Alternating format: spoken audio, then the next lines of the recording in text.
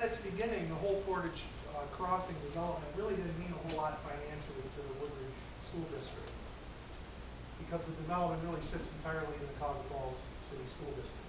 We didn't have anything really to gain or to lose, but that was at the beginning of the project. Things have certainly changed since then, quite a bit. And when it was announced that Giant Eagle would be the anchor tenant at the south end of the development, we in Woodridge saw what could only be described as a possible slow death to our tax base. Vacating a perfectly good location on Graham Road, Giant Eagle would build a new upscale market in another school district. While I have a son working for Acme, and I certainly don't want to upset him, I have to admit that I do sometimes shop at Giant Eagle. And I've been to the store in Green and the store in Solon that will be very much like our new store on State Road. And I have to tell you, I'm looking forward to it. I'm the cook of the family. I also do quite a bit of eating. And I'm excited about the new Giant Eagle. However, I dread the thought, and have dreaded the thought, of the possibility of a vacant property in my school district. Not only for what it means for the Woodridge Local School District, but also for what it means for our city.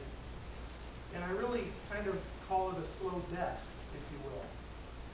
Because the owner would have to continue to pay property taxes for a period, but no doubt would go to the Board of Revision and eventually get those property taxes reduced, and the Woodridge Local School District would lose revenue.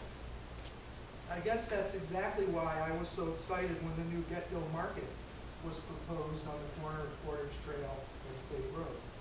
Busy day and night. Busy day and night. That was a win-win for the city and for the Woodridge schools.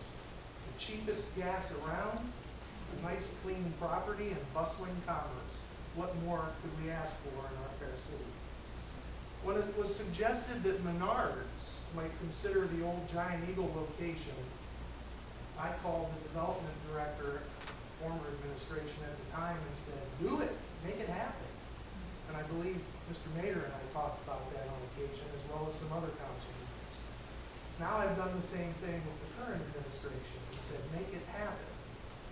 It's a win-win for all of us.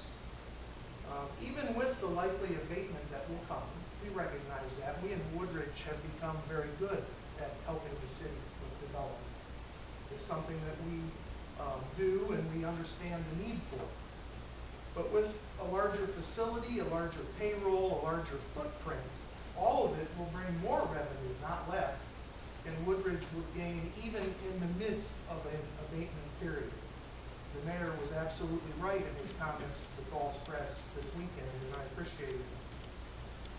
As a resident of Cuyahoga Falls, though, I have to tell you that I'm pretty excited about the new shopping possibilities in our community. You know, many of us have driven to Massillon. I know some of you have gone. I've shopped there. I've driven all the way to Massillon to buy things.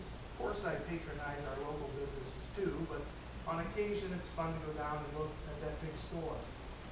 And I have to think that a new Menards in our city would be the same kind of draw for people living to the north, perhaps the west and the east, and they would make Cuyahoga Falls a destination on a Sunday afternoon, eating at our new restaurants along State Road, maybe even catching a movie at the movie theater while we're here.